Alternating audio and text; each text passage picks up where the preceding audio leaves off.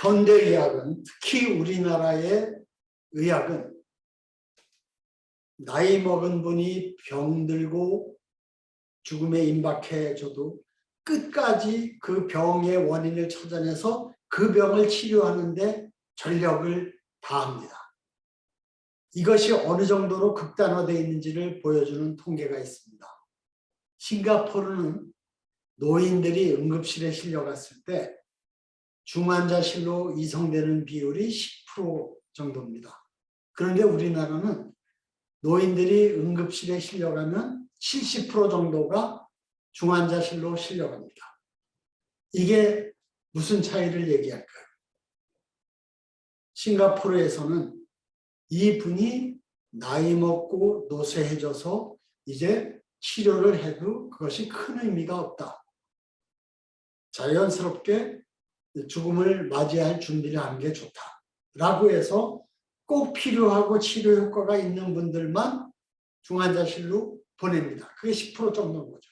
근데 우리는 절대 다수가 중환자실로 갑니다. 이제 컨베이어 벨트 비슷하게 그냥 자동적으로 의례껏 그렇게 가는 겁니다.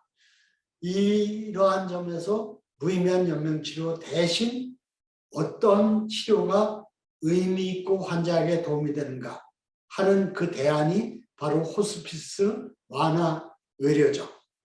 호스피스 완화 의료의 핵심은 환자의 통증을 줄여주는 겁니다. 그런 점에서 우리가 결정해야 할 일들이 나는 사랑하는 사람들에게 통증으로 괴로워하는 나의 모습이 마지막 기억이 되지 않기를 원하며 고통이 심한 경우 충분한 진통 치료를 받기 원한다. 이것입니다. 호스피스 완화 의료는 그분이 어떤 질병을 앓고 있다 하더라도 그 질병을 치료하는 것 자체가 연명의료, 그러니까 단순히 목숨만 부지하는 생명만 유지하는 것 이상의 의미가 없다고 했을 때 차라리 환자가 그 삶의 마지막 단계를 받아들이고 고통을 줄이면서 편안한 마음으로 자기 삶을 정리하고 사랑하는 사람들에게 그 사랑의 뜻을 표하고 그렇게 자기 뜻대로 삶을 마무리할 준비를 갖게 하는 환경과 여건을 만들어주는 것이 핵심입니다. 또 그것이 가능하려면 가장 중요한 게 통증을 줄여주는 겁니다. 그 밖에 심한 우울증이나 오심, 구토, 숨가쁨, 선망 증상 이런 것에 대한 치료 또는 약 복용도 반드시 필요한 것이겠죠. 이렇게 큰 선택을 내가 살 날이 머지 않았다.